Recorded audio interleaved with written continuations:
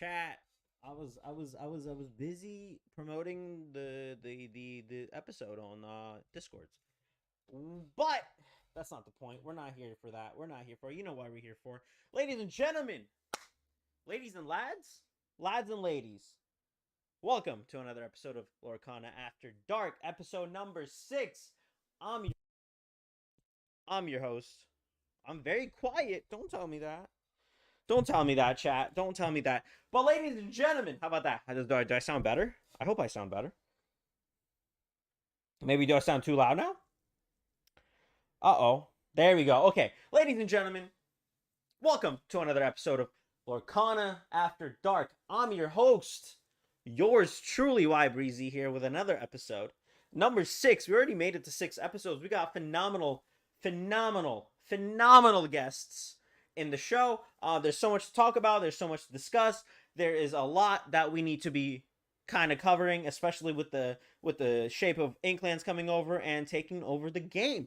We are 4 or 5 days into the first release of Lorcana Inklands Set 3. You already know. So many new cards that are impacting the meta real quick.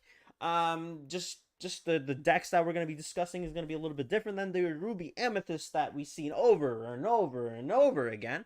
But before we do that, I do want to get real quick, because, you know, YBreezy gets real every once in a while. If you've been around, you've seen me sappy, you've seen me care, you've seen me be emotional, because I do tend to do that quite a bit here.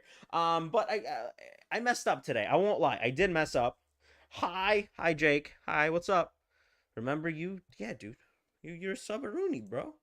I remember all my subs. Come on now. I remember all my subs. What are we talking about? But yeah, I do want to get a real quick.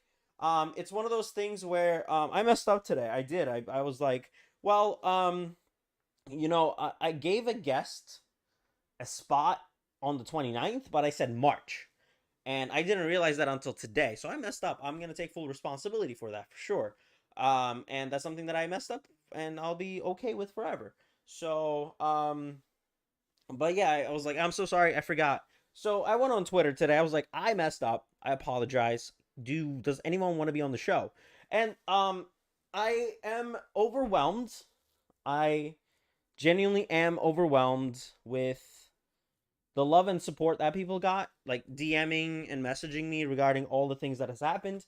And I'm overwhelmed with the positivity that this community has. And I don't know, man. This is surreal, and I do this quite often at this point. But like, wow, it's crazy. It's a bananas. The people that are like, yeah, I'd love to be, and I'm like, I watch you on my free time, and you want to like be on here? Why? Why would you want to do that? But I'm not questioning it. I am genuinely questioning it. However, again, that's just me being thankful and forever appreciative of everyone and everyone that's kind of giving love to me. But anyway, Lorcana After Dark every Tuesdays and Thursdays from 9 p.m. to 11 p.m. on Eastern Standard Time. We talk about everything from Lorcana, from even the goofiest things to how high can I kick to what the meta looks like. And do you pull good from Inklands? My answer is no. Um, and that's only because I opened 6 booster boxes and have packed 0 enchanteds. So don't listen to me when I say the pulls are bad, because it's not true. It's really good for a lot of people. It's just I'm really unlucky, which is why I'm sad about it. I have to buy my single Cusco Palaces. I have to buy all of that by myself, and that's okay. That is just fine, chat. That is just fine as I drop more cards onto the floor. So, but yeah, no, there's a lot that has happened. Inklands came out, a lot of cool things. But I do want to mention some elephants in the room, if you will, because some tournaments have already happened, and the one that I do want to highlight, just purely because they're friends, and I'm not quite sure how they run their tournaments, but it is one of my favorite tournaments to watch because there's so many professional players that are doing it.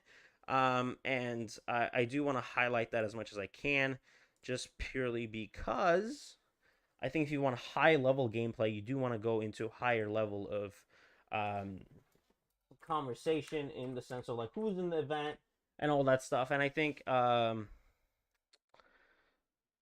that that kind of helps with that. Is the Manticorn Tavern, for those do not know.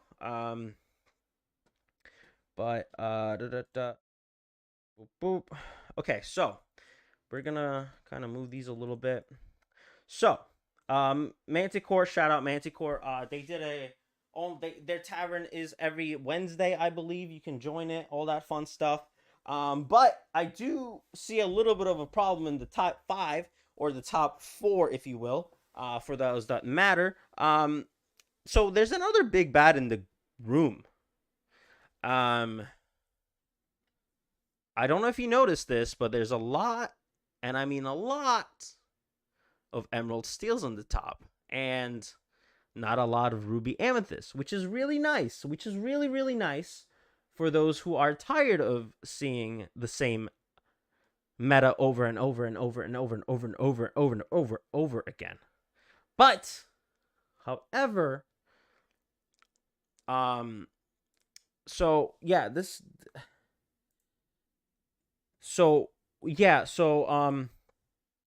I kind of want to discuss these before we get into our first guest as well. But it is kind of a problem. I've jokingly mentioned that, I mean, these decks are basically... Wait. What's my homework?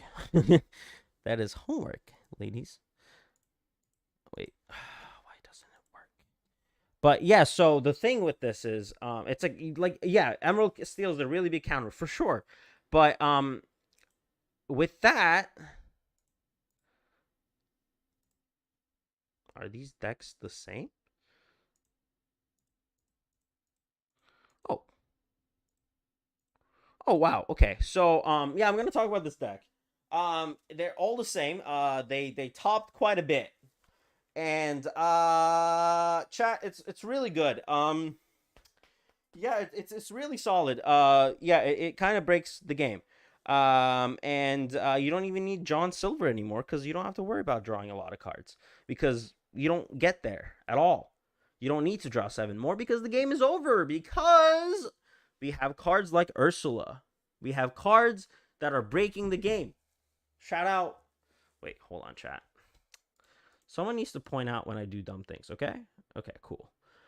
So yeah, these decks that are kind of brewing is a little scary. I have to honestly say that as an Emerald enjoyer, this deck is really good. At the 1-drop, you got 4 copies of Robin Hood. You want to shift into it. It's your favorite 1-drop you want to see. It's a goon. Shout out the Lorcana goons. Best place to watch new decks, new events, new stuff like that. And then at the 2-drop is where the game really starts changing for us. We got the Bucky for your discard, Floodborn Engine that you can forever do. And then the next card is the game-breaking card that I've been talking about for a while, is the Ursula card, the one that I tweeted about. Right? A lot of people think I'm talking about the legendary, but no. This 2-drop is what I'm talking about, because that card is really, really, really, really, really scary. Because you can get rid of the game-breaking cards. You get rid of a whole new world. Your opponent's whole new world, gone. Your Be Prepared in your opponent's gone. Grab Your Sword, gone. All the good songs. Friends on the Other Side for the Emerald Amethyst deck that we've been seeing kind of pop up quite often in a couple of places. And that deck is my personal favorite for Emerald right now, because I like aggro style a little bit more, but I think this deck is a little bit more consistent and a little bit more scary because of the removal that it offers that the Emerald Amethyst deck does not, which is why these decks are going to top more, because aggro versus control, or aggro versus tempo more than anything is just something we have to worry about, or tempo versus control, whichever you want to, the rock paper scissors game that we never have a fully correct answer to. But the 2-drop Ursula is really game changing. And then we got Morph. If it survives, you're basically shifting into whatever you want, because all of them are shift 3s, and that's really, really strong, especially if you have Bucky on the board, which will help quite a bit. And then you got the legendary Ursula that really breaks the game, with cards like Strength of the Raging Fire. Just a lot of options. that she can sing. Strike a good match that lets you draw two twice, draw four, discard two, which is really solid. And let the storm rage on, which basically does deal 2 damage twice and draw 2 cards. Because that card really reads do that twice. And now the songs are double powerful, which those lower end songs are really good for. Kit is a very underrated card, but if you played Emerald, you kind of already know that it's really strong, especially changing the momentum of being able to bounce back a card that has 2 or less power, which is a lot of good cards that you can really bounce back and change the momentum of the game. And then we got our Floodborns that I really like. Jafar is a definitely good option at 4. It's, you can shift into, you really don't want to do that, but you can do it and draw cards when you challenge things. Robin Hood is, I think, one of my favorite cards from the new set. Being able to draw and gain lore when you challenge or die is really, really, really strong, which is why I really like the card. And then, you have your classic Sad Beast, Tinkerbell combo. If you played any type of steel at this point, that's like your 8 that you guaranteed to play, or maybe 6 if you really want to be greedy about what you want to play. And then this one's a little interesting for this, but I think it's a really good card. Impact TCG loves this card. I love this card. Is the Beast Relentless that lets you basically quest to infinite if you really want to get going. And then we got our songs, which are all of them are your Strike a Good Match, which basically draw 2, discard a card. If you do that twice, that's so much card advantage. Strength of the Fire, Strength of Raging Fire, also phenomenal song, and Let the Storm Rage On at 4 as well. And the new song that is, I think, how do I feel about this song, chat? Chat, I think I really like this song. Chat, I think this song is really good because it is a big damage that gets rid of a lot of cards. The numbers are really important. When math is starting to math, this card really kills a lot of big problems. It doesn't kill my boy though, but y'all not ready for that conversation just yet because Cusco might be back, chat. Especially in the Ruby Amethyst, not Ruby Amethyst. What am I talking about? Emerald Amethyst tempo deck. There's no 5 drops in the selections that I've seen so far, which we should probably change that. But then we got your Whole New World and Grab Your Swords at 3 2 copies. This deck is a problem. This deck is really good. And the reason why is because it does a little bit of everything that the game is good at, right? You have your draw powers, you have your damages, you have your bounce backs, destroys, banishes, all that stuff. Robin Hood is definitely an emphasis that I want to have because it replaces itself and it offers a lot of lore gain with just killing things. It's 3/6, which it's a big body. Like 6 is a big number in this game, and being able to kind of kill things without dying is really, really strong for him. But I am scared of this deck. I don't think it's going to be as scary as the Ruby Amethyst hell that we went into, just purely because we don't have a lot of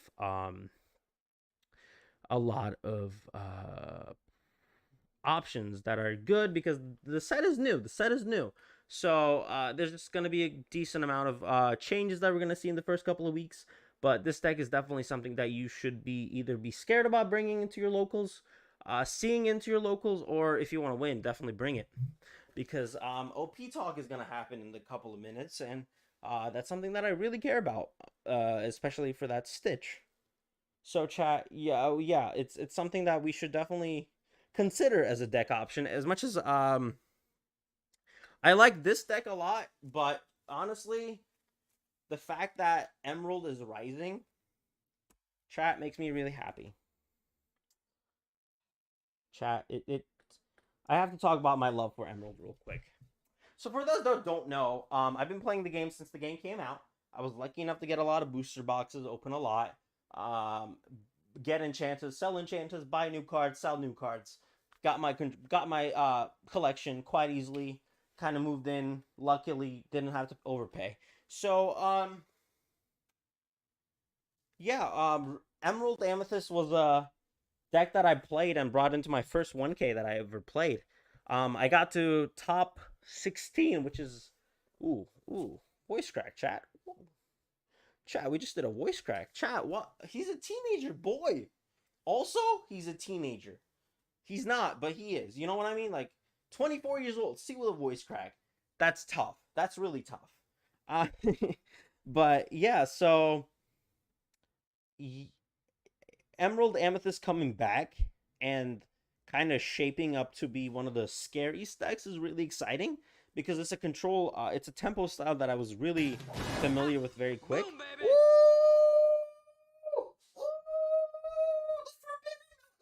Follow. Hold on. Boom, baby. He's a baby. Adam Cole, baby. But thank you so much for the follow. I really appreciate it. The Forbidden Mountain is one of my favorite spots. Phenomenal casters, phenomenal everything. I love the guys over there. One of the first people that I was kind of interested, like watching stuff with, which is really cool. And now they have their own location, so it's really exciting. And I apologize, y'all didn't get an enchanted, but I did. But yeah, no. Thank you so much. I really appreciate you. Thank you so much. Thank you for the follow. No. Okay. So if this is your first time here, this happens a lot. This happens a lot. We get distracted, chat. This is what Lorcana After Dark is all about. We get distracted cause the host has a little bit of ADD. You know? That's why we get distracted. It's not your fault, it's my fault. But yeah, so it's just one of those things. But thank you so much for the follow. I really appreciate it. But back to my train of thought. Emerald Amethyst is a deck that I'll be playing religiously, just because it's so good. It is so good, and yeah, we'll definitely be playing that because this was my first color deck that I brought to a 1K. It means a lot to me. Obviously, we removed a lot of the bad cards, other than the Cusco card that we removed because Cusco card is just better. But I'm definitely gonna sneak in a copy just to top an event, and win the game and top and have a Cusco in the top 8 and the goons, Forbidden Mountain, Lorcana villain, and all the people that are gonna like review the decks are gonna see Cusco's back. I'm gonna hide my name so they don't know it's me, and people are gonna be like, "Oh my god, Cusco's meta defined again," and I'd be like, "Ha! Surprise! It was me all along." So that's my grand scheme for the next set is to run this deck, but like with like 2 copies of Cusco. We're talking about Sudden Chill Pinocchio. Ooh, the discard engine I feel like isn't for this. I think if you really want to play like discard heavy, I think you do like a steel or amber if you really want to play discard heavy. Pinocchio if you want to get more aggro for sure. I never heard you say it, so your secret says you didn't hear me. See, when I go to the OP events and I top, and you guys are gonna be like, "Oh my god, who's this guy?" It's gonna be me with the Cusco. So you didn't hear anything. It doesn't exist. So yeah, no, we're just gonna do that. We're definitely gonna do that. That's the plan. That's the evil plan that I have. So this deck plus Cusco is basically what's coming. And to break it down, I genuinely think there's a room for Cusco. I will make a strong argument about it. Because this deck wants to win fast, and this deck doesn't have a turn 5, like a 5 ink drop. And I think there's room for it. Like, you can -1 a Crab and a Tinkerbell to put a Cusco in there, and you'll have 2 Cuscos, and you'll have a good time. I know it's uninkable, but I think you can find room for it for sure. With a little bit of play testing, I think we can get away with it. But anyway, so this deck is really good because it creates a tempo. It's quite simple. You want to always have something to play on curve. You can play the 2 cost. No, I will not play the 2 cost. I'll play both. How about that? I'll play both. I'll play both because I can. It'll be funny. It'll be really funny. So we'll definitely do that. But for the remainder, I do want to talk about this in the sense of card by card is the Four Cursed Merfolk. I think that's one of the best cards in the set, just purely because it's a better Maleficent. It's Maleficent with Flynn Rider powers, and that's incredibly strong, especially considering Maleficent didn't really need the 1/1. It could have been 0/0. Who cares? You're just there for I mean, just the 2 lore. So that's something that was really not necessary. So Curse Merfolk is like, I'm better. It's just a better card, and it's gonna stay that way. And then we got Rafiki, the hyena. The anti-hyena meta is here. But you're not using that for that, obviously. It's a challenger that we really want to focus on, but the hyena effect is just kind of funny. And then the Maleficent that we talked about, the 1/1/2/2, you always want something really strong in turn 1, which all of those 4 drops are. Are you streaming tomorrow? No. Lorcana After Dark is Tuesdays and Thursdays. It's 9 p.m. to 11 p.m. Eastern time. It's gonna be 2 hours of every time, every two days, Tuesdays and Thursdays. We'll be talking about everything Lorcana, from the meta, what we want to buy, to everything else in between. Milk goes in last. Hey, Dad. Hi, Pops. Hi, kid. How are you? But so that's something that we'll definitely focus on. But yeah, if turn 1, this deck really needs to drop something, which is why it's running about 10 of them. You really want to mulligan for your curved 1, 2, 3, 4. You really want to look for your Flynn Rider, Madam Mims, or Ursula. Ursula is your most optimal, especially in certain matchups that you're going to go into with Steel, being really, really powerful with a lot of song options that we just discussed prior as well. And then Madam Mim to help you with bounce, Flynn Rider to push more games if you have a control matchup that you really want to gain lore quick. Which is why I really like that card as well. And then it's your 3 drops. We got your Kick Cloud Kicker at the 2/2 that bounces a card. That's really helpful in the game, especially your turn 3 drop where the game can really change really fast. And then we got Ursula, which is chat. It's one of the best cards, isn't it? Isn't Ursula one of the best legendaries? I think we're gonna see sad beast levels of power in the sense of pricing, which is not really a financial advice because this isn't a financial channel, but I do genuinely think it's a really strong card. So I do definitely think we're gonna see a lot of Ursulas this set because that card is really, really strong. That really unlocks a lot of powerful songs, which we're gonna discuss in a couple of cards. And then we got Madam Fox. It's your Rush that really absolutely shatters dreams.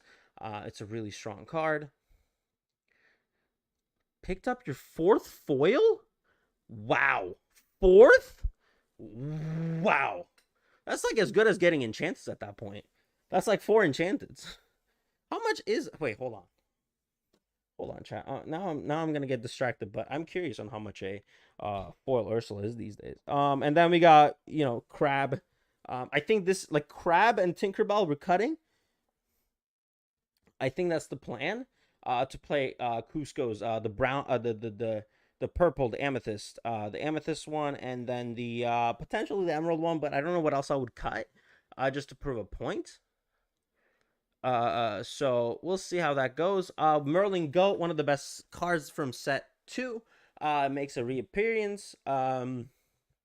You think it's gonna be worth a lot? You really do? With Ursula being a misprint, I know it's like one of the better cards in the set as well. So there's a high chance that the fact that it's useful and it's a misprint, we're gonna see that card quite a bit go up. But again, I don't know.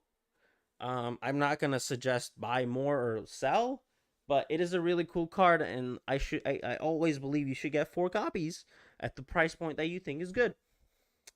So that's my take on that. Your 4 drops are really good at Merlin and Tinkerbell. At the fort, you go to Disney Springs? Always, yeah. I was there. That's where I got my first cards. These are where I got them from. Chat. See? I got these from Disney Springs. I got this one. I got this one.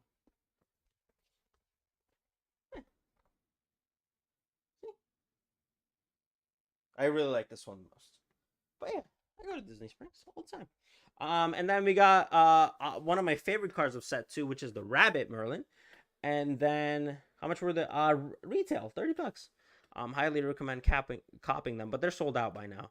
And then we got Genie at 2, which is really good. And then the main point that I do want to talk about, which is Friends on the Other Side and Mother Knows Best. So you play these cards because Legendary Ursula is really, really, really, really, really strong. Because now you can draw 4 cards or bounce 2 cards. And that's something that the deck really struggled, is getting rid of problems and drawing more cards, because you used to play Maleficent, the draw card on spot card, constantly, because you want to be able to play it and then draw with the singing ability, which came up clutch. But now you get to draw 4 cards instead of 2 plus the 1, so it's really, really strong, and the bouncing is always really great as well. And Sorcerer's Spellbook to passive lore, and honestly, one of the as much as I want to say Cusco's Palace is the best, I genuinely believe that the Queen's Castle is the best location in the game. And the reason is ability is basically draw X amount of cards, where your X is how many characters you have in there. And the fact that it's a one cost move is really, really strong. That really enables a lot, especially in your next couple of turns. So, Concur the Forbidden Mountain is the best. You know, so I agree. I would have agreed with that if I would have agreed with that if y'all had an enchanted. If y'all had an enchanted, if y'all had an enchanted, it would. I see the alt art. It looks so good. It looks incredible. When you're getting the Cusco Palace playmat, there is none. They don't have one. I would if I had one, but they don't have one. I bought the I'll show you guys in a bit, but I did buy the dysfunctional pass holder. Make one? I can't. That's stealing art. Or go to Etsy. I don't want to steal art like that. That's wrong. It's not my art. I don't get control over it. But chat, I will go down here for a bit. This is where we get into oh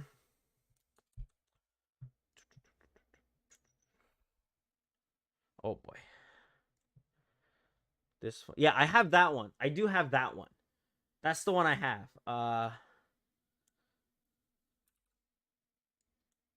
Cat. Oh yeah, chat. Hi. Hi, Demon Cat. Say hi, Demon Cat. Look at him, being a full demon. Demon time. He's always on demon time.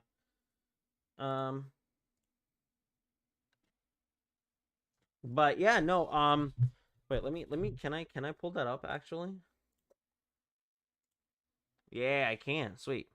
Yeah, so I do have this. I did buy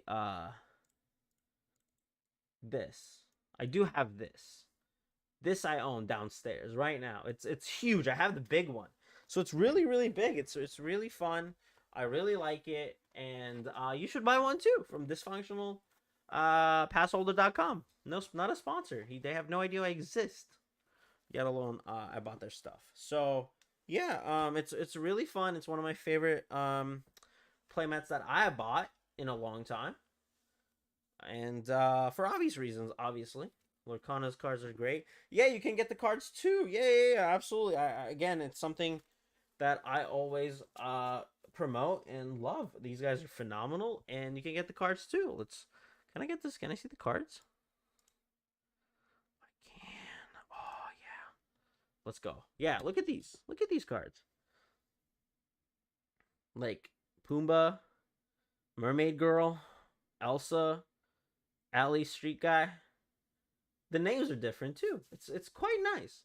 It is quite nice. And if you haven't bought it and think about buying funny cards, and you don't want to buy actual Lorcana cards or Lorcana product, it's kind of nice. Again, one of my favorite ones. Look at him. Look at him. Just fun things you can find. Perfect for cubes. Exact. Oh, I didn't even think about that. Yeah, that's perfect for cubes. You're so right. You can buy. Oh yeah. I wish you could buy singles. You're allowed to buy. Oh, these are so good. I want to buy a Cusco one, but I don't know how to go about doing that, so I can't. Which is why I bought this one.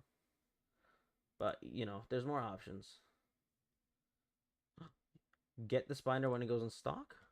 Chat, this is really experiment guy. Hell yeah, hell yeah. Wait, nope. All right, chat.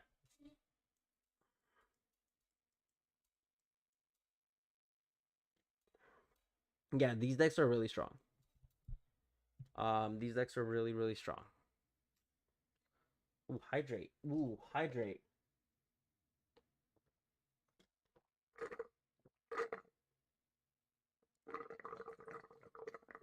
Oh yeah, we drank that extra nice.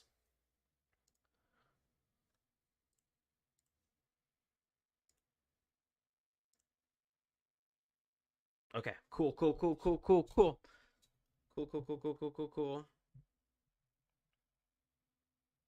Boom. All right. Ladies and gentlemen, first of all, I do want to introduce the Illumineers Quest podcast. A wonderful time to be a place that I was a guest in, some people that I really enjoy. We'll have them in the show for a second if they answer my call. The cube. Oh, if they answer though, they have to answer. If they don't answer though, we're in shambles. We're not in shambles anymore. Let's go. Okay, we're rocking. Hold on. That's good. Boom. Okay, beautiful. Things we love to see. Look at that beautiful face. Oh yeah. Yeah, face reveal too, right? Huh? I said, yeah, face reveal too, right? Face like, reveal, yes, dude. Yes, let's go. Big time face reveal. We got to clap for that. We got some people in the chat, so people are excited. But first of all, thank you so much for being on the show. Welcome to Lorcana After Dark. Thank you so much. It's an honor to have you in the chat. I know we chatted a while before as well. Kind of did a little bit of everything, but again, honor to have you. But Inklands, let's just kind of just dive in. There's so much to talk about. What are we doing? What's up with Inklands with you, man? How has been the experience so far? Gosh, I mean, don't get me wrong, it's been fantastic. I mean, I love the set. But you can't talk about Inklands without starting with Ursula, right? I mean, Ursula, I don't know if you're feeling that too. I saw you tweet about it a little bit. Both of them. Yeah, you know, the first thought I have to say, and I have to ask you this, the question is, how much worse does it feel going second now versus in previous sets? Like if you're playing second, if you're playing on the draw and you're going against an Emerald player and they turn to, or like you don't have a way to counter the turn to Ursula. If you're playing first, then you like have a little bit of an advantage with like your bare necessities or some other options to deal with it. But no, like just going on the draw on set 3 here, it feels real bad against Ursula. But for sure. I mean, what are you gonna do? Yeah. I mean, we already like a lot of the mirror matches in set 2 was like, okay, if you played Ruby Amethyst, the coin toss was basically a determinant point of who won the game. So with Ursula, it's a little bit worse because now you're losing a song, And now your Ursula will sing whatever it wants to do more damage. We just saw about the I just talked about the steel one with a lot of like you can like let the storm rage on, strength of raging fire that basically doubles damage, and lets you draw 2 cards if you're playing let the storm rage on. And if in the amethyst emerald that we've seen, it's draw 4 cards or bounce 2 cards in your opponent's board, and like that is oppressive. Yeah. The biggest difference to me is like, with B Prep or like Maui coming in turn 5 Mm-hmm. on the Ruby Amethyst or Lady Tremaine or any of those kind of cards, like I feel like it gave you time to like to be in a position to deal with what's coming. Yeah. With turn 2 Ursula, turn 3 Ursula, like it's just so fast Mm-hmm. that you know even if you mulligan all the songs out of your hand to begin with, like you might get some on the second draw, and then like there's just I don't feel like there's a lot of ways to deal with it. I mean, obviously smash, you can smash it if you're a steel player, but if you're Right. playing bare necessities, like that can still get taken away. Or so yeah, I don't know. I think it feels bad from the sense that there's just very little time to get ready for what's coming. But Oh, for sure. that's the meta we're in now. So Yeah, I mean, like a week ago, like around this time, everyone was like, "Oh my God, Jafar's breaking the game. Jafar's breaking the game. This is the worst thing that ever happened." Including myself, I was one of those people. Like, okay, Jafar's gonna get you like 14 lore in a turn, which is still crazy, but it requires a lot of combo pieces, which is always exciting to fantasize about before the set comes out. But then these cards that don't need any other pieces to make things really break are gonna take over, which what Ursula's doing right now. It's doing that like no interaction. You can't do anything. And like you said, like you talked about mulliganing songs, but a lot of those decks relied on those songs to make them work. yeah, Like you yeah, wanted to have be prepared in your hand turn 1, just in case. You wanted to have right. a grab your sword turn 1. You wanted to have friends on the other side on turn 1. Now, do you? And that's a big question mark. Now it's I gonna I be don't gone. yeah.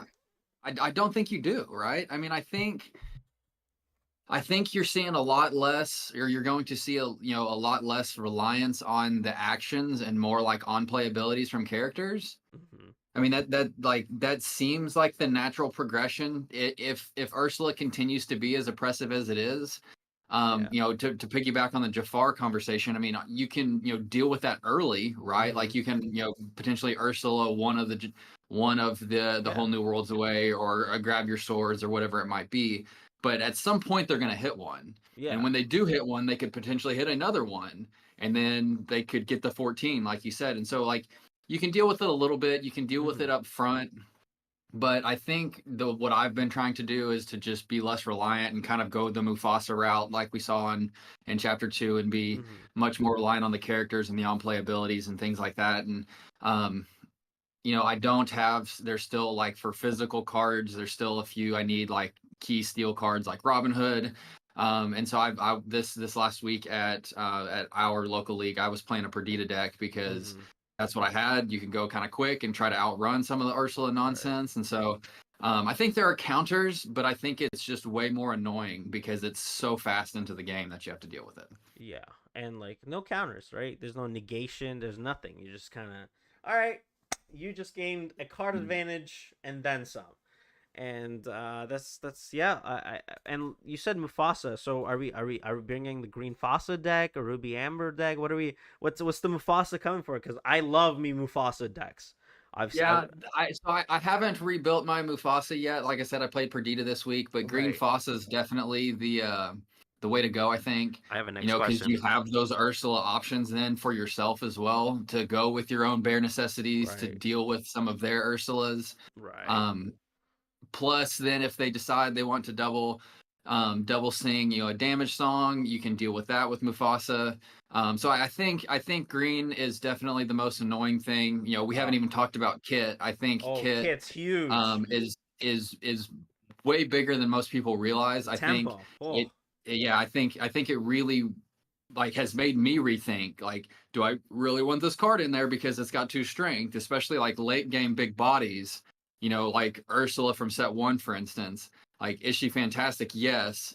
but and I know it's kind of a weird thing to kick, but I've done it quite a few times. Mm-hmm. And again, like tempo plays, Yeah. they're spending 7 lore to just have it kicked again. And so, yeah, I think Green Fossa is probably the way to go. Okay. Okay. So next question, because you're playing Green Fossa. Why give me why you're playing Cusco in that deck, and don't pretend like you're not playing it. No, you have to. Okay. You Cool. have Cool. to. Cool. I'm just making sure, because if not, there's I think problems. no, especially the Ruby.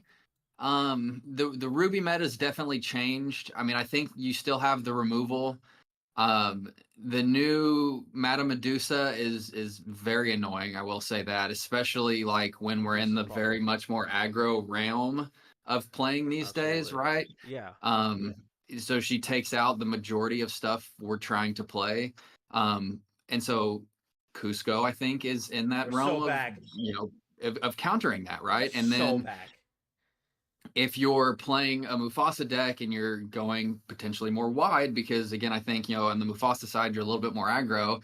And again, given the current pretty aggro meta, you're probably going to have a relatively wider board, and Lady Tremaine isn't near as scary as she was set to. So I completely agree. I think Cusco definitely has its place back in We're so Emerald back. decks. When I saw Medusa, I was like, this is more enticing.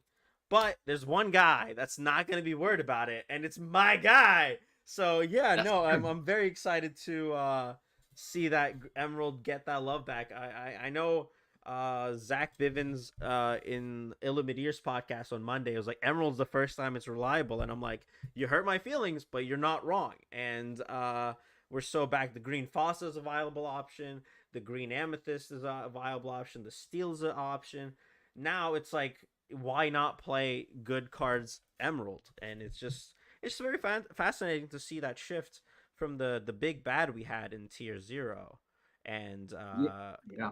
I think we're gonna see a lot of Emerald, but I do think there's a lot of versatility that Emerald's gonna bring into the game, because a lot of people have different. I think there's a lot of good in everything, and hopefully we don't have another tier 0, but like the tournaments have been a little Emerald Amethyst, Emerald Steel heavy, so it's a little scary just because we got rid of one big bad wolf. Now we might have another Yeah. one.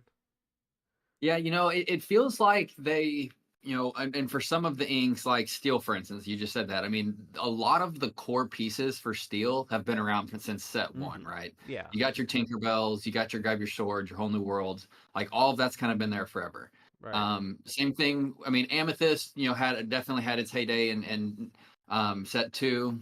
I Mm-hmm. think Amber's been around for set one. A lot of the stuff that we saw in Emerald, I think, was very interesting. Like I've been an Emerald aficionado, if you will, since day one. I love the Of us. idea of One like of us. really just messing Uh-huh. with your opponent. And then you get into the discard realm and you're getting there, but I still feel like the tempo of discard was so slow that you Mm-hmm. didn't necessarily have the option to counter like Ruby Amethyst, Mm-hmm. because it's such a slow build that they had time to get to Yeah. where they needed to go to like turn the tables. But now with the Ursulas, I feel like they have like their full suite of tools now, right? Like Mm-hmm. the Ursulas really disrupt you early on. They can really continue the disruption later Yeah. into the game with the double bounce. And then you have the genies that continue to bounce, the bibbity bobbity boo that continue to mess with Mm-hmm. people depending on what you have on the board. And so, yes, I mean, and don't get me wrong, like if Zach Bivens is saying it, we have to listen, Right. right? Yeah, like we have to listen to the go. Right, So yeah, exactly. Yeah. So it's, I mean, being an Emerald aficionado, we struggled in the last two sets. So now it's our time to be mean and greedy about how good we are. So we take those. We take those for sure. So yeah, Green agree. Fossa, discard, all of those are good valuable options. I'm scared because like I don't know what to bring. I don't know what to do. Especially with what's coming now is the OP. That's a Yeah. big deal. So we have options, and OP is here. What have you read the news? Have you seen it? Yes. Crazy? They said February. They literally waited until the leap day. They waited till the 11th hour, that's for sure. But yeah, I saw the announcement today. I'm really pumped for it. I mean, I said when the Rockstar was was shown off for the first time, I was Oh, like, best believe my Rocky training montage is coming. And I know I commented on one of your posts earlier about that. Um, that like I am 100% on board. Like I am we're here. I mean, I was a collector first, a little bit of background. Like I was definitely a collector in like past Hmm. TCGs. I'm definitely like all in on the playing in Lorcana, but We love that. that Rockstar Stitch is like that is like the crown jewel for the collector right now And the in me. And mat. so I Oh, am 100% on board with like deep diving into this, watching all of the professional guys that really know what they're talking about and hmm. trying to just soak it all in. So I when that week comes, like April 18th or whatever it was, Yeah. I am ready and churning and ready to Gonna go. have war paint on. Gonna have like the whole bandana Rocky Best believe. situation. Hey, it's gonna be Best it's gonna be believe. crazy, and it is a little worrying for a lot of people. But like, if you want to win that high stakes, you better show out. And yeah, we're gonna be in a lot of crazy time for sure. And man, though that Stitch, dude, you have no idea how crazy it would have been if it was Cusco. Just letting you know. But like I the amount One of day. emotional journey that this would, I would have streamed myself doing trainings like the like those anime like card draw workouts they did in like Yu-Gi-Oh and stuff like Yeah. that. Would have been that. Yeah. But the OP stuff, do you think because like we only seen just the how to win Stitch, right? We haven't seen the next steps. Do you think that's going to be something that we're not going to see until a couple of sets, or do you think this is just kind of like a teaser to what's about to come? I would imagine that this is probably like the trial run, if you will, to like work out all the kinks of the system, Mm-hmm. and then maybe like the next set, like the the store champions like go on to regionals, or if Yeah. you can just go to regionals yourself, and this is working the kinks out for regionals, or however that works out. Mm-hmm. um I would imagine that once they like have the dry run with all of the store playset or the store championships this go round, announce chapter 4, and then we get into chapter 4 and we get into like the real heavy hitting events. Okay. That would be Yeah. my Right. expectations. Okay. Yeah. But obviously I don't know, how they have the rest of the year planned out and how that's going to line up with the releases. So we'll Definitely. see. But I think they're kind of doing like we have there's a lot that we can kind of critique in the sense of like some quality issues with the releases and stuff like that. But I think like in the general, I talked about it Tuesday as well. It's like they've kind of been doing great in the sense of how the road to Worlds looks like. They kind of been like, okay, we're gonna wait until X, and then we're gonna wait until set 3 comes out. So because all of our game plans was planned from the first set 1-3, now we got locations. right. The game is complete. Let's run competitive, and then Worlds. And I think that's something that they're really doing a good job, and something that's kind of exciting for is that they're understanding that this is a long run, and hopefully there's a lot of hope. I hope that World's in Disney for selfish purposes, but I think there's a lot that they could do regarding Disney. I mean, you've seen the France stuff. Like there's so much the beginning. If the beginning looks like that, imagine the final championships. Yeah, if they don't do something at Disney World this year, I'm pretty sure we said this when you were on the show. Like if they don't do something Yeah, at Disney World, that'll be a huge miss. yeah, But I'm watching your chat too, and I got to comment on for one of your sure. chatters here. Yeah, I being worried about someone already winning going to every Oh, Dino, event like yeah. in the area. Like I know that we have like enchanted hunters in our Oh, local scene. oh. There's probably 4 like championships I think that will happen in our area. Mm-hmm. And if those, and if like the top 5 or 6 people go to like them all and win them all, like I will just be Upset, really yeah. annoyed with that. I, I I, feel like I'm right on the cusp, so there's 4 cards uh, per store championship, right? And so I feel yeah. like I'm like right on that cusp Mm-hmm. of like getting into that top 4 and cracking that. And so I Yeah. really hope that between a couple of those, that isn't the same 4 people winning them Oh, all that'll be a and nightmare. like cleaning Yeah, up. So, definitely, but definitely. anyways, As a X1 merchant myself, like I will forever X1 every event I go to. It doesn't matter how many people. I'm X1ing and either topping or not topping based on matchups. It's definitely a little scary, but I hope that LGS's, I know it's like they can't really be like, oh, you won 4 times, you don't get a reward, but like it's just gonna be interesting how they manage it because it's a small business and like they can do whatever they want at the end of the day, and it's like, how do you manage that? And like, because like Yeah, some you can't really police it, right? You right, can't. and you can't blame it on the players for showing up and winning all these because like just good at the game. That's just unfortunate, but hopefully there's like a middle ground. I know there's a lot of discourse about that type of stuff. I'm in the end of like, well, if you're good at the game and you win all the games, no one's gonna be able to stop you. Like, yeah, decks, good decks. You have a good deck. I want to play a fun deck, but it's a competition. If you want to win it, you got to do good. But which is why Jeffries was like he played against a green fossil, which you should be playing, and got wrecked. That's kind of the decks you got to try out, see if you like it or not. Because I think right now the meta is unknown, I and think it's so the too. perfect time. Is as dominant as Ursula is seeming to be. Mm-hmm. I do feel like it's not set yet. I feel like there are definite counters. You know, the one thing that Ursula doesn't have going for it is like both of the Ursulas, even throw in like Curse Merfolk, um, then like turn 4, you know, Rabbit or whatever it is you're playing. Aside from like Merfolk turn 1, which can get taken out Mm-hmm. without any board disadvantage, Right. there's not a bunch of questing early on, right? Like everything is all about tempo and board control. And so I feel like, you know, there's a world where Sapphire can really come through Ooh. and really ramp into big bodies and ramp into a bunch of lore and then like outrace you in the end. Oh.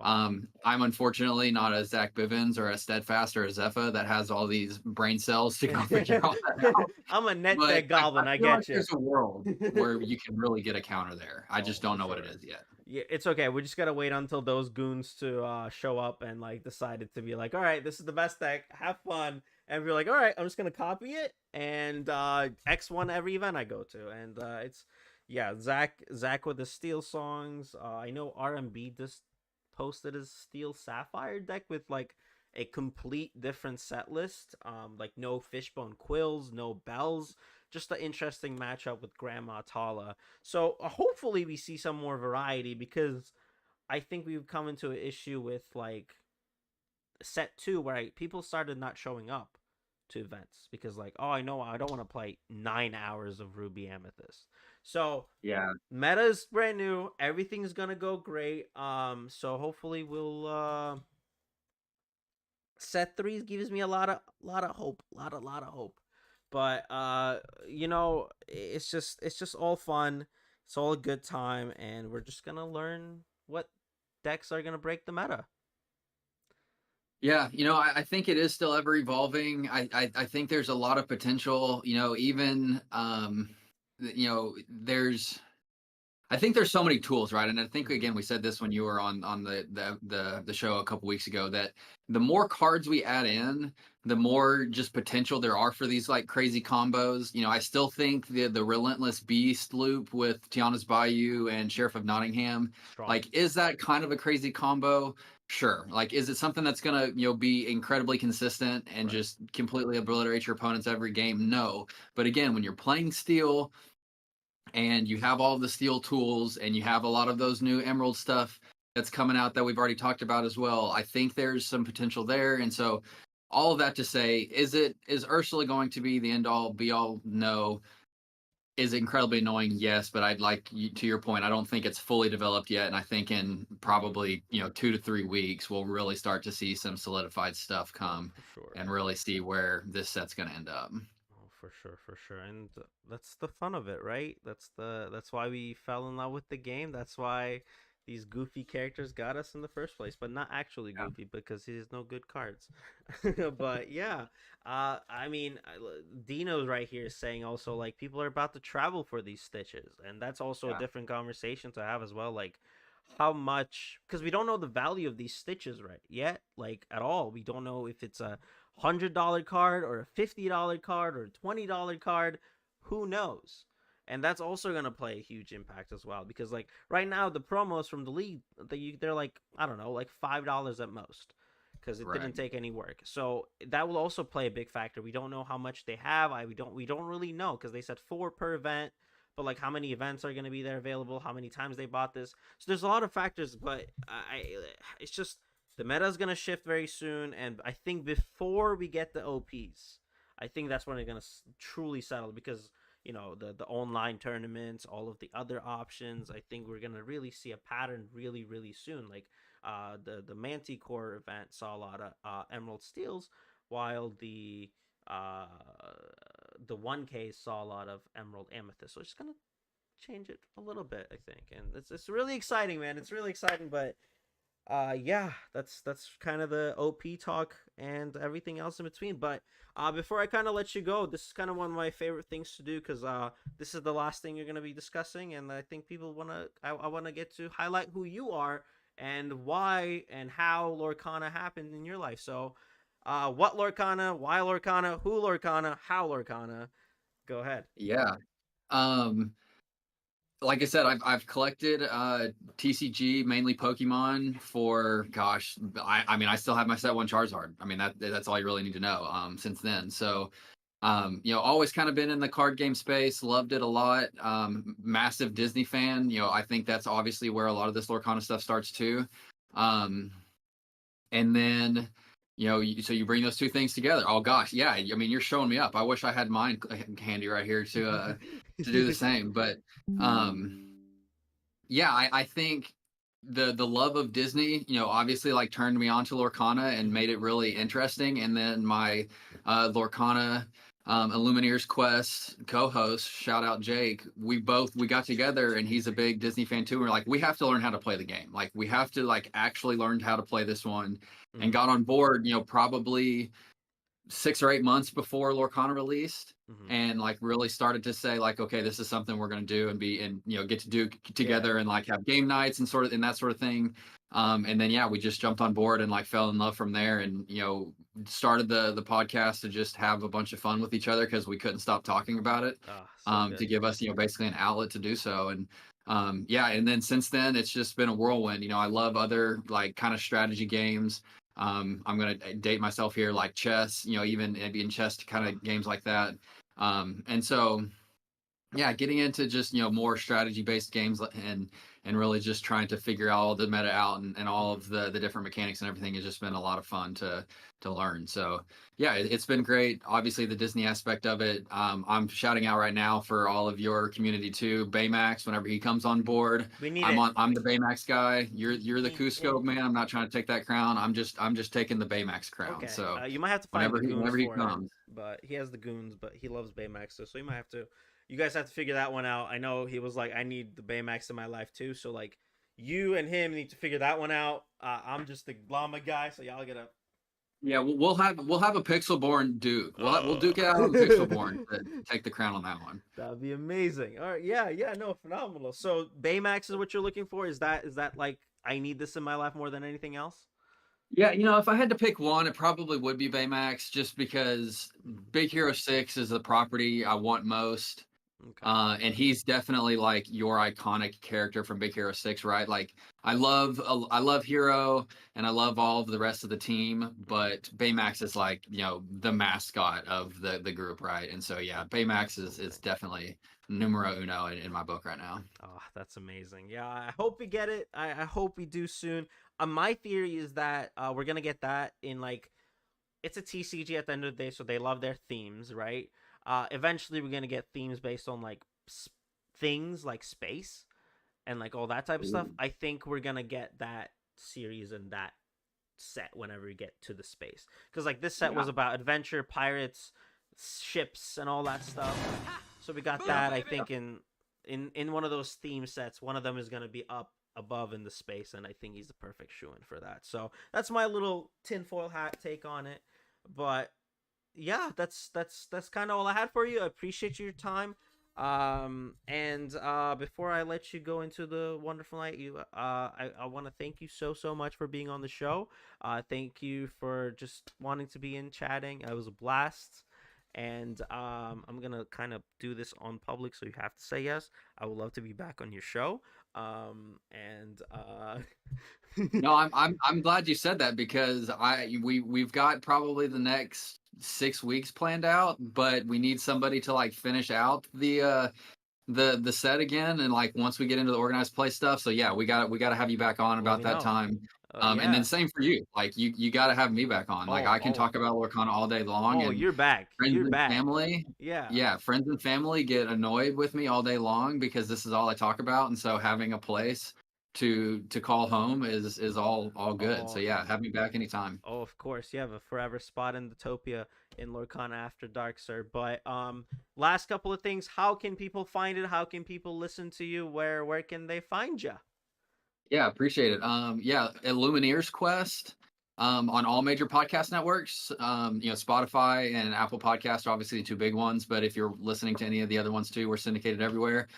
We also have our YouTube channel at Illumineers Quest, where we also post the podcast, and we also have a bunch of unboxings that we do, some fun tier lists and other things like that. And then at Twitter/X, whatever people are calling it these days, I still can't decide. At Lorcana Pod. And I'm not the meme lords that you and citizens are, but I have some pretty good takes every now and then. So of course. No one is citizens though. That's like we can't even get there. He's the meme god. But again, I am forever thank you for having you. Wanting to say yes.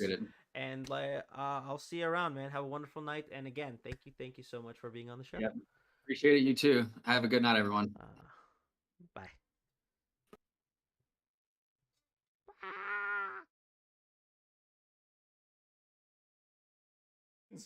Chat. Hi, chat. It's alright. There's nothing that we leaked. Chat. Chat. These guests are so nice. What's going on, ladies and gentlemen? That was our guest. Thank you so much for having a part of the show. I am forever thankful. But chat, that was beautiful. Lights out. Boom, baby. Boom, baby. Hold on, chat. We got a kick. Hold on. That was tough. That was. Before I do, Joe the Bearded Nerd, thank you so much for the follow. Lights out. Thank you so much for the follow. What is going on? Cam the Man 505. Thank you so much for the follow. What is going on? There's 20 people here, chat. Chat, I cannot believe this is happening. Thank you so much for being on the show, Mr. Illuminator's Quest, Mr. Lorcana Pod, however you want to, I was on their show a couple of weeks ago. We had a phenomenal time, and I was like, I need you on my show because that's only fair. So thank you so much for being on the show with me. I am forever thankful. Everyone that's wanting to be interested in the show is overwhelmingly nice, and I don't know what to do with it because, like, why? I don't. Imposter syndrome is so real, chat. I know I talked about this almost every single week so far, but it's real. So again, thank you so much. I appreciate it. 21 people here. Why are you here? This show stinks, people. Chat, this show stinks. I don't know why y'all here, but I'm forever thankful. I will always appreciate y'all. Hold on. Boom, baby. Boom, baby. Boom, baby. I like smelly things. As a smelly thing myself, stop it. Don't compliment me through a compliment. That doesn't work like that. Chad, I should not be giving these doggies for free, but here we are. Bam. We're getting better. Yet last time I did it, I almost pulled my hamstring. That beard though, it's coming. I'm trying to reach your level, but I'm gonna shave this weekend. So like, it's gonna get shaven. So it's not gonna last long, chat. I apologize. But yeah, no, Inklands. I think we talked about everything I wanted to discuss with him. Inklands is crazy. Inklands is crazy as an Emerald fan, and you should be excited for it too. But yeah, man, what a guest. I appreciate that so much. That was really nice. And there's a couple of things I do want to talk about before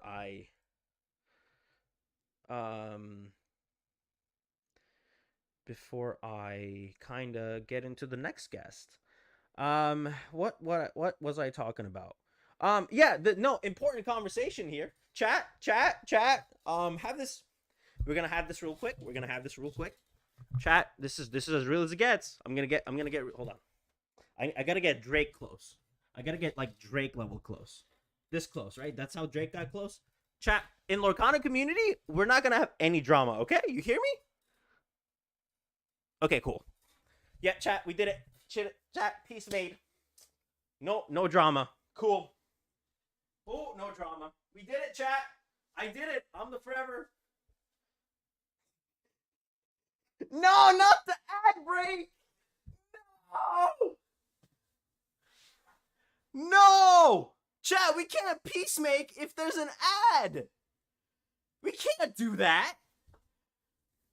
You got close, then immediate. No, chat, we can't have ads like that. We're trying to make peace. We got really close, and we're like, chat, no drama, okay? Whoa, no touchy. Stop subbing. Stop doing nice things. Chat, people. Oh, we lost like 10 viewers from the ad. And you get cool subs. You get cool emotes if you want to check those emotes out. If you want to spam those, I want to hear what you had to say. No, I was talking about, okay, I got really close, right? I was like this close. And I was like, chat, we're never having Lorcana drama, okay? Ha! Boom, baby. We're having zero Lorcana drama, ever. Okay? Cool. We have no emotes. No drama llama. Thank you. Yeah, we're having no drama, okay? Because Yu-Gi-Oh! Was going through some drama, which I'm really not cool with.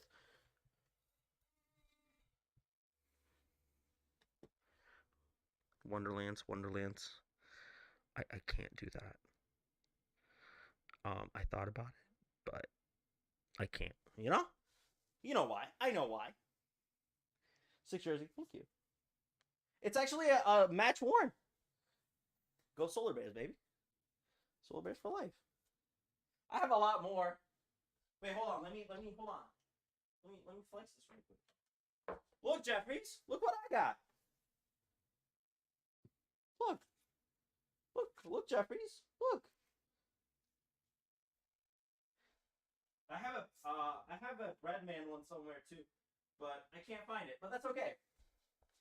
Boo. Okay, hold on. Wait. What's your team? Hold on. I got you. What's your team? I got all. What do you want? What do you want to see? I got you. Yeah, Lorcana community has been phenomenal though, for sure. I need to get a Bruins jersey.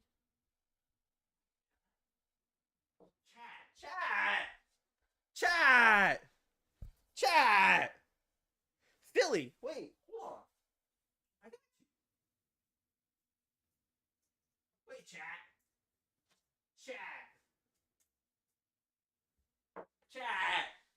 Look.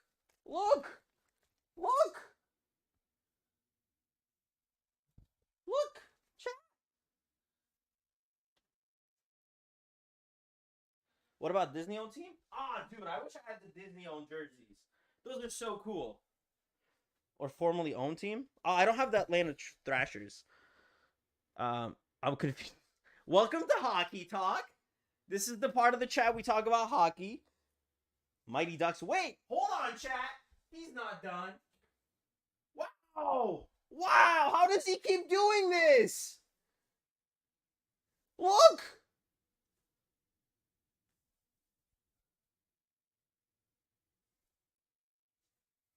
Chat, how does he do this? He likes hockey. What? That's crazy. We are off topic about Lorcana, but we're gonna be right back. Chat, we can talk about hockey all day because we love the ice. We love the boys out there. But I do want to talk about something really, really important. Amaze me, Dallas Stars. Wait, chat. One more, chat. I'm done after that. Look at it. Wow. McLaughlin, dude? Some people... We love the ice, but we live in Florida. We hate the cold. Solar Bears, baby. Solar Bears. But yeah, we love the ice. Well, Stars. Don't ask for like Minnesota Wild. That's the one I don't have. or Tampa, but we're not gonna talk about that. But yeah, chat. I want to talk about some stuff, some really important stuff before we get into our second guest, which is the one and only Earl Meister, one of my favorite content creators on YouTube and all the platforms. Kind of been a really big fan. Earl, yeah. Earl Meister's on, and he is the best. I watched your episode, phenomenal. He kills it. He's so nice. Like, he's so good with it. I'm bad at interviews. He's so good because he plans it. I don't. That's the difference. But he's so good. He's so good.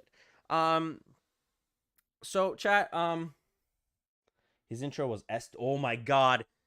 His intros are so good. Holy, he's so like his team. His passion for this game, top notch. And if you haven't seen it, Earl Meister is the man, and we're gonna kind of get into it as well in a couple anyway. But I do want to talk about this because we've been doing this since pre-release. So I want more of these, chat. Stop buying them so they can go down in price. So I can buy them. Thanks. So this card sucks. Don't buy them. I'm gonna so this is official finance advice. Okay, you hear me? Chat, this is like how to make money 101, chat. This is actual advice. Actual financial advice, chat. This card sucks. Don't buy this card. Stop buying enchanted Cusco's palaces. So people can stop selling that for the amount of money they're charging for. So it's cheaper. Don't buy this card, chat. Chat, you hear me?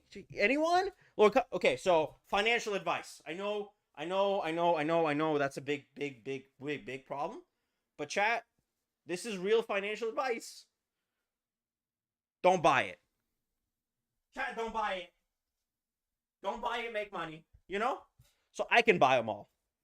Cool advice. Thank you for coming to my TED Talk. Appreciate you. So, you know. But no, they're actually going down significantly. Which is really nice for enchanted hunters for sure. In actual real conversation, like Kita was about $200 not too long ago. Seeing what are they? 85? No, they're about $75 each right now. Let me see. Oh wait, no, not Bell's house.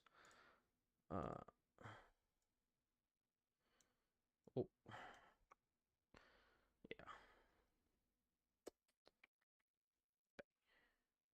Yeah, they're about 75. Strong plum. No, I got clipped. Ursula is more than Beast now. Ursula is a big problem. Ursula is the big problem. So, yeah, Ursula is like a 4 in every Emerald deck, which is all the good decks right now. And that is why. Whoo! Buy the inches I have instead. So the price go up. I can damn you all what I have. No. Stop it. Chat, don't listen to Earl. He's lying. Don't buy any Cusco's palaces. Do not buy it. Hold the line. And then let me buy all of them for cheap. Chat. Good card with a mystery. It's basically the same as, yeah. And, it's only the beginning, chat. This card is going to get better. I know we're going to probably see a little bit of a down in the beginning because more cards are going to be available in a couple of days. But chat, this card is really good. And I think this is the sad beast of the set, or the Rapunzel, or the Maleficent Dragon. I think this is like one of these high-end cards. And ability says it all. We discussed it. It's the big bad of the set. And yeah, it's a problem. It's a problem, chat. Squid Singer Mage is OP. Yeah, this little mage lady is terrifying. And everyone should be scared of her. This is a little bit of a problem. Do I think it's ban-worthy? No. But is it bad? Yeah. It's really strong. It's a problem. If Wonderland says it's a problem, it's a problem. So yeah, I'm just the silly, goofy guy that repeats what pros say. So yeah. But $44 is, this card is amazing. Pulled 0 of it. Tough, really tough. This card was like $30 on release. Ursula drama. There's no Ursula drama. Other than that, it is a misprint. I can show you the misprint. Chat, give me a second. I'll be right back. Chat.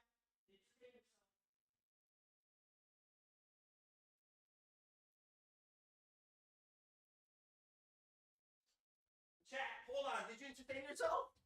Cool. Look. So, as you can see, it's a Dreamborn. However,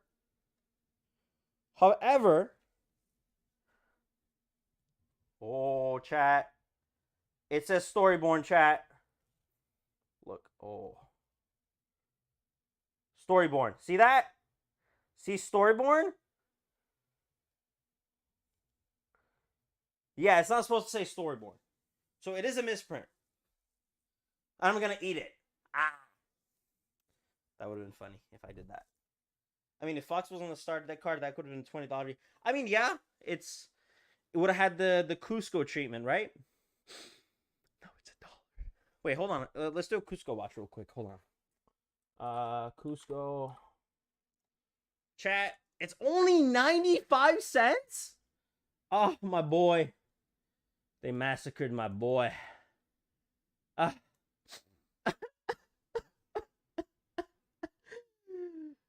I bought 4 of these for $10. Oh, my boy.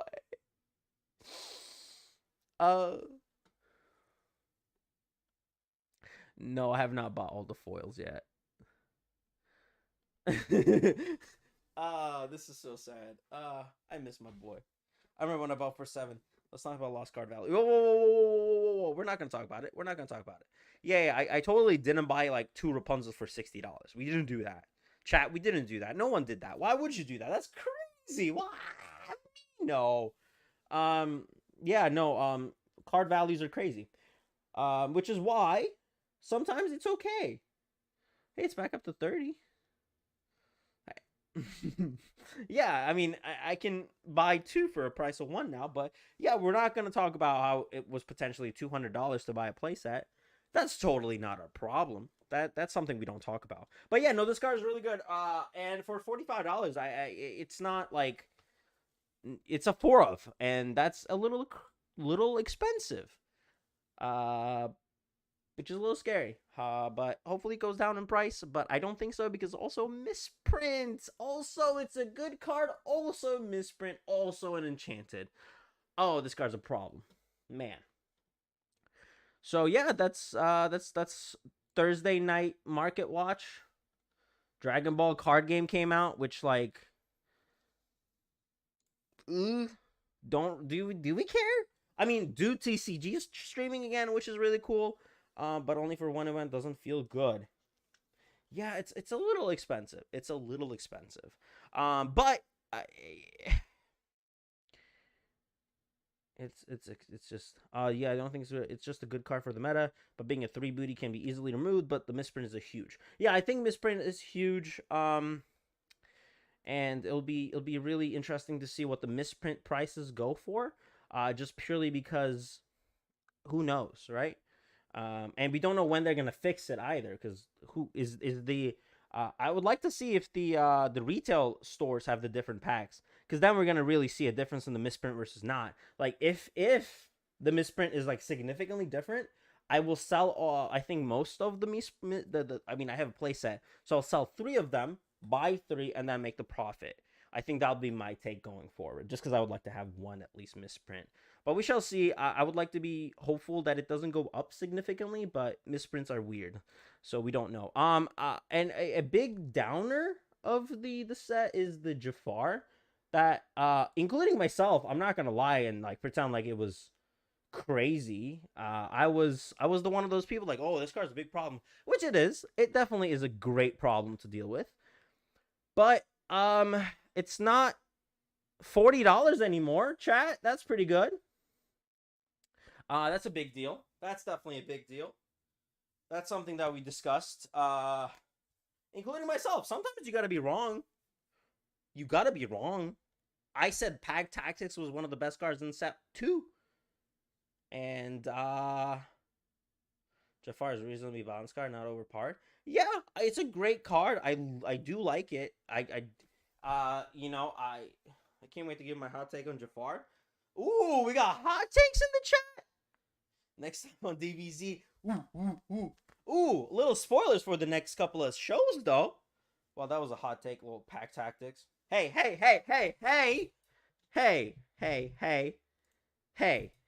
It's broken in multiplayer. Okay? Cool. Especially with, like, Let's Be Prepared. If you ever play multiplayer format, which if you haven't, you should. It's really fun. It's going to be a problem. I can tell you a hot take. Tell me a hot take. I want to see a hot take. Chat, we want hot takes. Give me your hot takes. Feed me your hot takes. I want to hear. Zero to here in this set is broken. Ooh, it's a good card. It's always been a good card in Steel Song. What are you playing it on? Are you playing still on Steel Song? Because that's like making Gone to... He said Gone to, chat. Chat. We got a troll in the house. He said Gone to. Chat. Chat, we got a Gone to lover here. Chat, can we point at him? Point. It's a really hot take. Chat, point. Chat, point at him. Point, be like, you're wrong. I know pointing is nice, but you said Gone to. I have proof. I lie. You lie. You lie in bed of lies.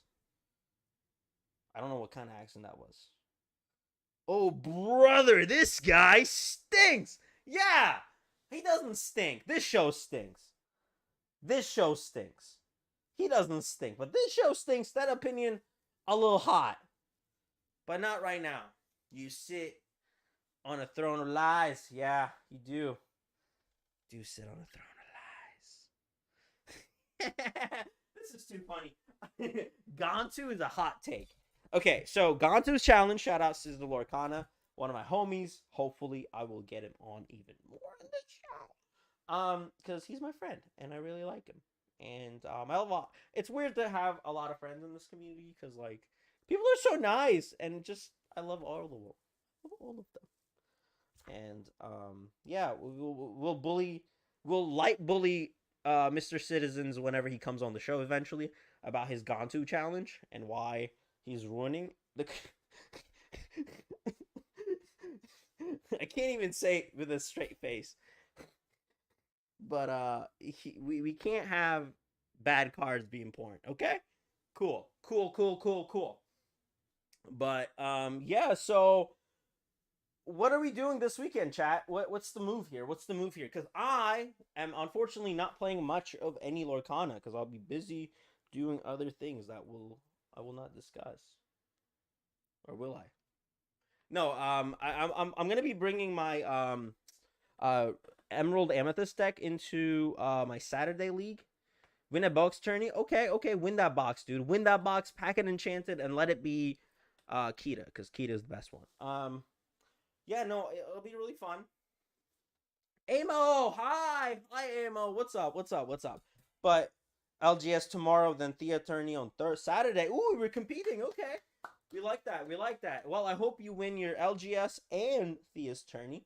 I'm still hoping I can cast it one day, but she's like, she's enchanted tourney for me Saturday. Ooh, which one? Which enchanted are we doing? How are we doing? I'm doing great. We're almost done with the show already, which is crazy. It's been phenomenal. Thank you so much for everyone that's stopping by. Thank you, Jabottle, Joe, for the follow, Joe the Bearded Nerd for the subscription and a follow today, and Cam the Man 505. Thank you so much for the follow. Lights Out with the follow. the Forbidden Mountain, my homie. And Dino for the follow earlier today. So, yeah, thank you so much. Whatever's the case. Oh, so they're opening the case. Enchanted, whatever it is, prize. Got it. Nice. Okay. Well, I hope it's Ursula for the benefit of everyone. But if it's Akita, even better. Just saying. Just saying Akita's the best enchanted. But yeah, no, it's definitely something to be looking out for. I'll be doing my league on Saturday, maybe my local on Saturday night. It'll honestly all depend on what my night looks like, because we have plans and things might change. We shall see. So yeah, that's kind of the Kita's definitely over the top. I mean, listen, we can talk about this all day. I can talk about this all day because Kita means everything to me. Whoa, no touchy. Questing for lore.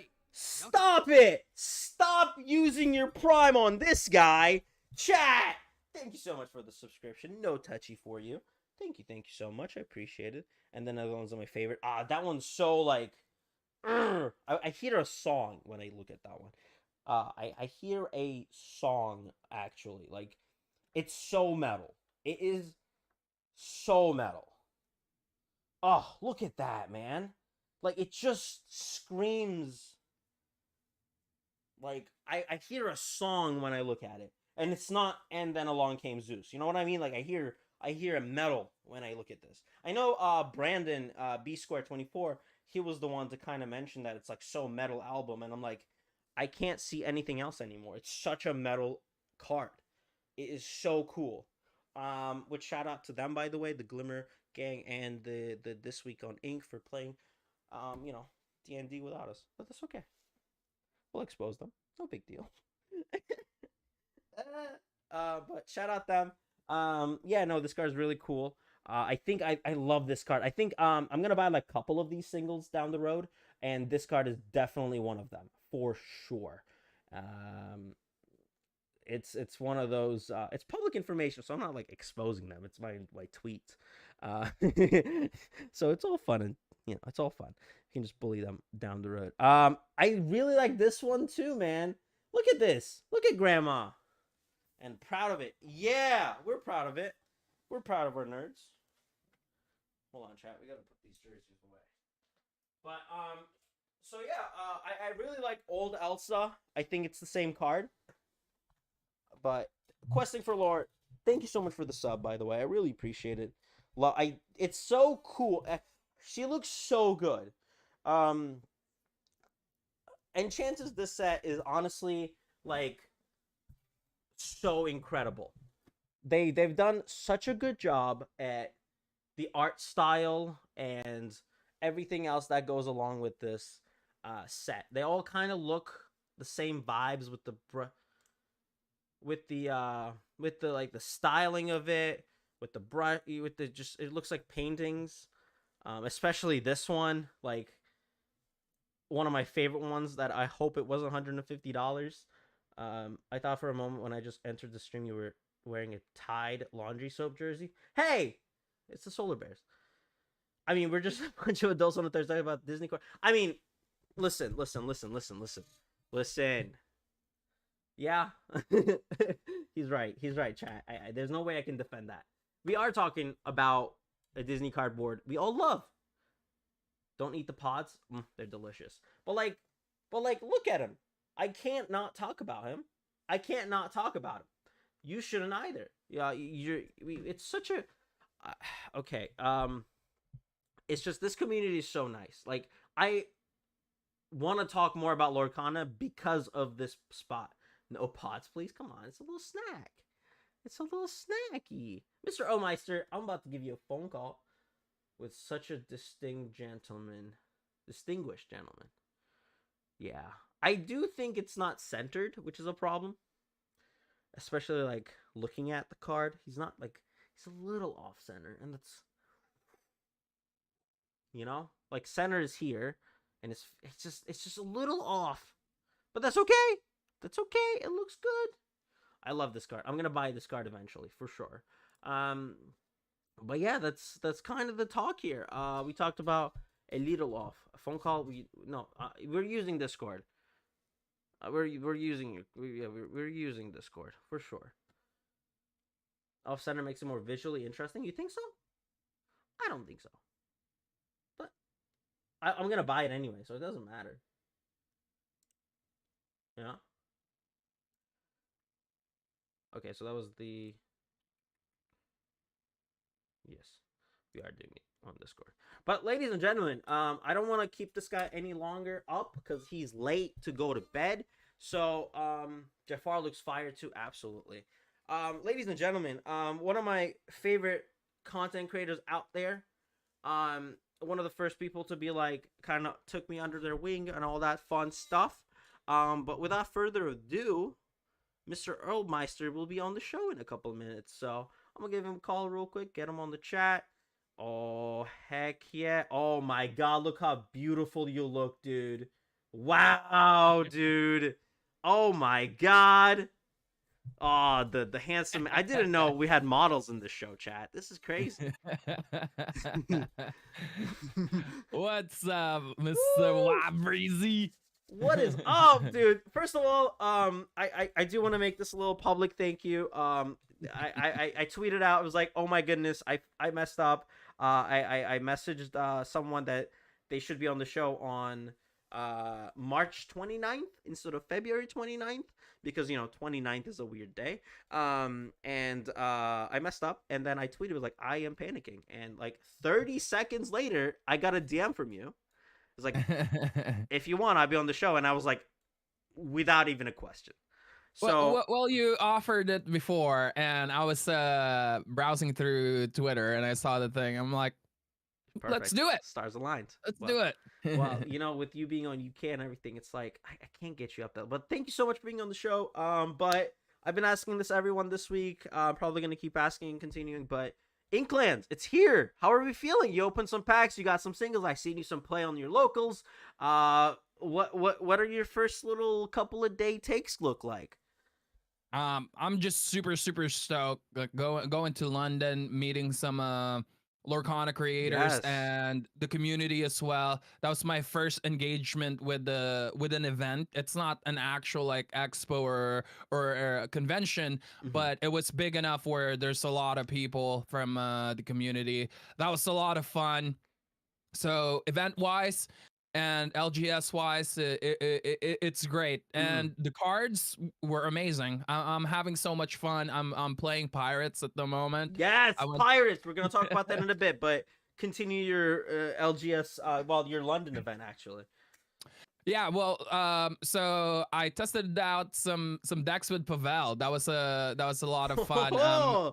The other dudes, we got to play some sealed events because we were kind of like running out of time, and all that, and we did like a podcast together as well. So like the setting up and stuff took a lot of time, but it was a lot of fun playing with them. And 2 days ago, I did an LGS tourney here, and I played the Pirates, and I went 6-0. Like they were not expecting what's like coming. I was like full RP mode as well. I was role playing as a pirate, and everyone is just really cool in the LGS.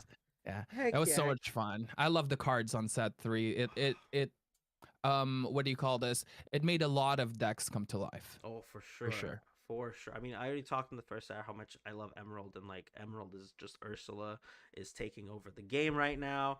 But I want to kind of focus on the Pirates, man, because like I love my tribal decks. I love my themes. I love that, and I saw your deck list, and it looks like it hums. I played Jaunty's version, the Inkwell himself. I played his version. I'm gonna test out your version as well. I know there's some adjustments there somewhere, but so what kind of At first, I thought RP meant purple. Sizzle Lorcana, we have Lorcana brain rot in our head, and every time we hear RP, we've been traumatized from set 1 and set 2. RP always means red purple to us, but no, we role play as pirates when we play the pirate deck. Okay, we brought. Wonderlands is asking how far have you traveled to go to London. He's jelly. I'm from well, I just moved to Scotland a year ago. My wife grew up here. She lived with me for 5 years in California. So it's finally my turn, and I think this is where we're gonna raise our family. Yeah. So you Congratulations on that already one, know sir. I'm about to have a baby in a couple months, Yeah, but congratulations. A lot of congratulations. He deserves it, please. thank you, thank you. Yeah, so it took me like 7 hours with a bus. So what I did is an overnight bus, so I don't have to get a room there one day early. Mhm. So I took a bus, took like 7.5 hours. I got there, ate some breakfast, and then waited in line for 3 hours, which was really cool because the line was not boring at all. There's so many people, Mhm. so you just talk Just to chat, other yeah. Lorcana fans, you know. It was a lot of fun, and Pavel got there 2 hours early, so we met up. We were already like talking Mhm. online before that. For sure. For a few months now, and yeah, we were just chatting, and yeah, it was a lot of fun. And then Mhm. the next day, well, I slept over at a friend's house. The next day, after the whole event, because I was there for 2 days, Mhm. I just took the bus as well. I did an overnight bus. Yeah. That way I leave there at like 12 o'clock, and Sleep. I sleep through the whole night, you know, because That's the good. thing is, like, I didn't want to like go home on Sunday, but I missed my wife. So I got there, I took a nap at home, and I went straight to my LGS afterwards. He's like, Like, there's nice one more seeing you, day of the babe. weekend. I got pirates to play. He said, I'm back. Yeah. Hug, hug. Thank you so much for being there for me. I gotta build this pirate deck. See ya. I Yeah, love that. I nap love that. nap time, breakfast, and then I'm like, I'm going. There's one more day, you know. I got to do another sealed event. That was a lot of fun. You're like, this RLC legacy card is insane. I gotta keep trying, and Yeah. that's amazing. That's amazing. And then you brought the pirates and went undefeated. That's things we love to Yeah. see. Things we love to see. I was surprised how it performed. There's only actually I was 2-0 on pretty much every game. There was one game where I lost, and it's because I was getting a little cocky. Mhm. I tend to do that when I'm in a win streak, Of course, which is really like you really always bad do. because it's breaking the rules of Art of War, right? And I got cocky, and at turn 6, so turn 5, Jafar was played, whole new world. Turn 6, two Uh-oh. whole new worlds got played. I'm Uh-oh. like, I This was not expecting that. No, no, not the 2. That's 14. You just went pew! 21 in total in 2 turns. Because Yeah. 7 on turn 5, and then 14 on the next turn. Oh man, Scary. it was so much fun though. Like, losing to that, it was a lot of fun for me because it's a new thing. You know, everyone is like, they have all these stacks Yeah. that they plan to Mhm. build, and now you're seeing it in play, and I enjoyed that a lot. I'm so excited. I haven't been to my LGS for a long time now. Just because it was like a personal I'm thing. now, baby. I'm coming back. This Saturday I'm going back to my league, and it's just we're so back. This set is bringing me right back. My first deck I played in like 1Ks and stuff was Emerald Amethyst. So the fact that it's back and stronger than ever, I'm Yes. even more back, and it's just so exciting to see that we're kind of done with the regime that was a Ruby Amethyst, and it's so nice to see a change of pace. And I think decks like the Pirates are gonna show some faces because it counters certain things really well, and there's just a lot of opportunity to kind of top events with things that we haven't seen before. Yeah. I mean, right now it's probably the time to play Pirates, honestly, because once the meta is figured out, Wearing straw I'm not hats. sure if Pirates will be there. Mhm. There's still some stuff that's missing with the Pirates. I feel like on certain games, Mhm. but if you're gonna play it, now is the Now, time to play it. win your Yeah, the locals first with month. Pirates. Yeah. Yep. That now is the time. For sure. No, yeah, I absolutely agree. And I mean, this is the first, like, the beginning sets are always the most entertaining parts because of that reason. Because, like, we don't know what we don't know. And last set we had the popsicle deck that really traumatized us for a bit. It was like, oh, this deck's broken, and then 2 weeks later, see you later. And yeah, it's just people figured it out. Like RMB, you know, he's one of the biggest brains of deck building in the Lorcana community. He's like, yeah, they just can't beat Fox and Maui. But don't share that information, RMB. We gotta win Pirates right now. I bought a straw hat for this reason. Please don't expose us. But well, I got Maui. He was talking about Maui and Fox. I did face those, but the problem was that I had so many locations that nothing was hurting John Silver at all. Like that was a lot of fun. But like what I said, in the future, I'm gonna get my ass kicked with them. That's okay. That's okay. We'll worry about that's a future problem. When we win our locals with it, we'll flex it and then we move on. That's just how it works. And but you know, Pirates is good. Do we have our eyes on anything else? Because with the OP, you know, we gotta start trying. We gotta win that Stitch. Are we thinking anything spicier than the Pirates, or are we going to full RP this set and just go full, you know, loot, you know, whatever Pirates of Caribbean, One Piece, whatever pirate theme you want to go for? Yeah, honestly, I'm the type of player that the first month of like new sets and card games is where I will explore, have a great time, and when the serious stuff comes, I will hop into meta. Right. I still think that Ruby Purple is gonna be Really meta. I have been testing a competitive version of that. The addition of Madam Medusa is really nice. Also, Prince Eric is really cool, and the location, the Queen's Castle, that one is like what do you call this card? The spellbook on steroids is what I call it. It's a spellbook on steroids. It gains 2 lore every turn, and basically the way I look at locations is they have a keyword that gives reckless to your opponents, which is very nice. And if they don't deal with it, like it's basically a spell book that can give you draws, which is unlimited draw too. Like it's just X amount of draws per your per your character. It's crazy. And it can't be removed by be prepared, right? Like that's really sweet. Right. And like I think with the location, like Wonderland saying, it's like spellbook's kind of irrelevant because like you do gain passive lore, and it's just and like I don't know, man. I'm just really excited for what this set is really bringing. It's a fresh air for everyone involved, and it's just like now the game truly feels complete. I feel like it's just so much now. We were terrified of the be prepared for the last 6 months. Now we don't have to worry about it because guess what? Our locations are live. So it's just I don't know. It's just there's so much to do and like so much fun, man. So much fun. This is the best time to be playing Lorcana, and like I do want to take a moment to just really appreciate who's in the chat. We got Wonderlands, RMB, Zephyr, Forbidden Mountain, like these all-star. Shout out to all of them. Thank you so much for being on all of the. Like the Forbidden Mountain was in your podcast, which I'm gonna kind of bring out real quick because I'm a big fan. But Mr. Omeister, I do want to ask a question that's really important to me that you asked me on your show. But what got you in here, man? What Lorcana? How Lorcana? Why Lorcana? Who Lorcana? Go ahead. Well, I've always loved card games. That's how I started as a creator 4 years ago when I started streaming, and I kind of got burned out with the card games because I only played CCGs.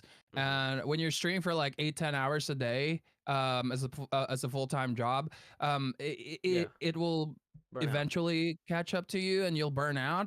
After that, I'm like, you know, I'm gonna go to MMO, and I didn't really like MMO. When it comes to streaming, I love playing it, but when it comes to streaming, it was really tough. This is probably a great time as well to clarify with people because like we talked about this behind. I'm gonna no, of course, this is as real as it gets, dude. I have, again, you know this. I don't mess like you. There's no planning in this show. Okay, we have. I don't give you a single question to get ready for. I don't even know what I'm talking about. So everything is live.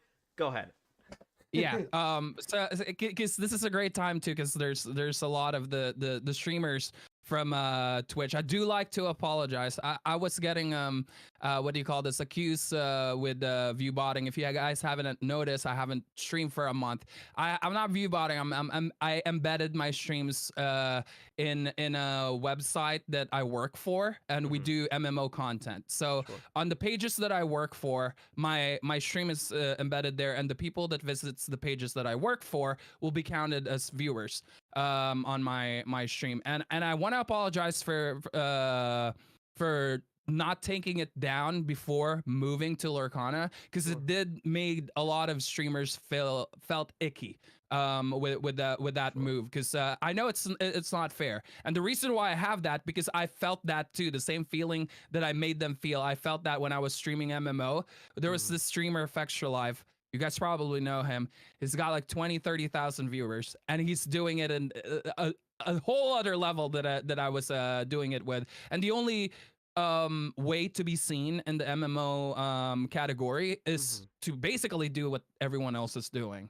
But yeah, so I stopped my stream for about a month and a half now. I haven't touched my stream because I want to make sure that all those pages don't have my Twitch channel anymore. And moving forward, I'm not gonna have any of that. Eventually, I'll come back to streaming. But yeah, going back to your question, I got burned out with the card games. I switched to MMOs. I didn't like streaming MMOs, and I'm like, I gotta find a card game. And this time, I'm not gonna play a CCG because I know it's gonna burn me out again. And I think I found the missing recipe. Playing TCGs is the missing recipe, because the physical card game and going to LGSs, going to a lot of events, meeting people, that was a great experience. That is what's missing in my life as a content creator. That big social aspect, because we did have social aspects, like talking to chat and hanging out with the community online was great, but it just hits different when what you're doing also has an IRL version. It's just what's been missing. And when I saw Lorcana, I was doing Pokemon. Lorcana got announced, and my friend showed it to me. I'm like, bro, like, this is it. A brand new card game.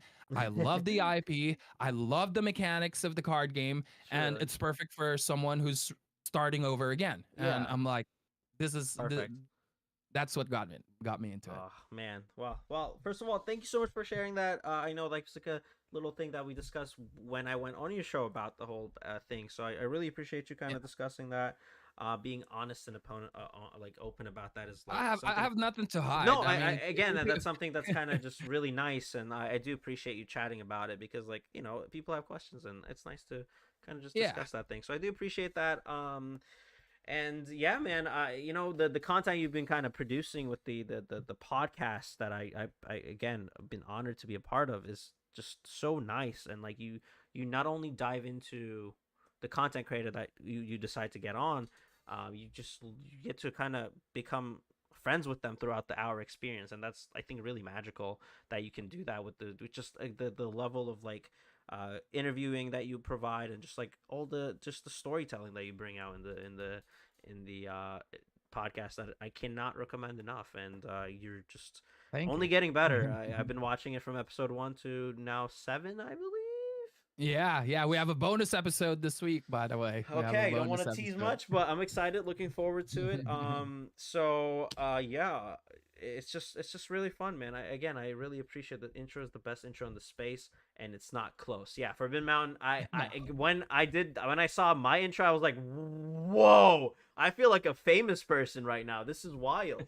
And yeah, it's just one of the best, like, high end. Like, it's so high end. It looks good.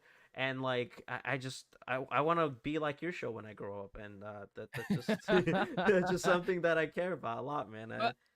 I just wanted to say, like, before I started it, there was a lot of podcasts going on, and they were great. They inspired me. I took a lot of inspiration from the podcasts from the Lorcana community, but I just really wanted to, because I'm a fan. I'm a fan of Forbidden Mountain. I'm a fan of YBreezy.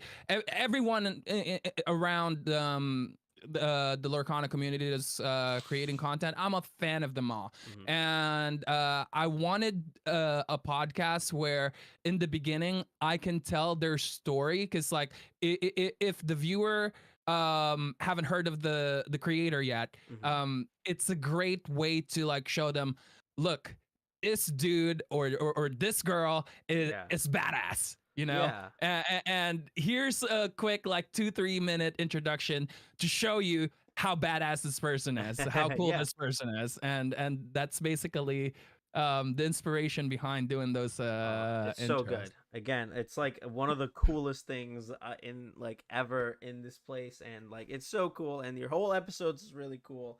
You talk about everything, and like you're just an inspiration to many, especially with the level of quality you bring into not only just the editing and all that stuff, but also like the questioning, the interviewing style, that like it is a skill at the end of the day. Like not everyone can just be like, all right, what are we doing, what are we talking about, go. So it's definitely really interesting and really fun, and I cannot recommend it enough, sir.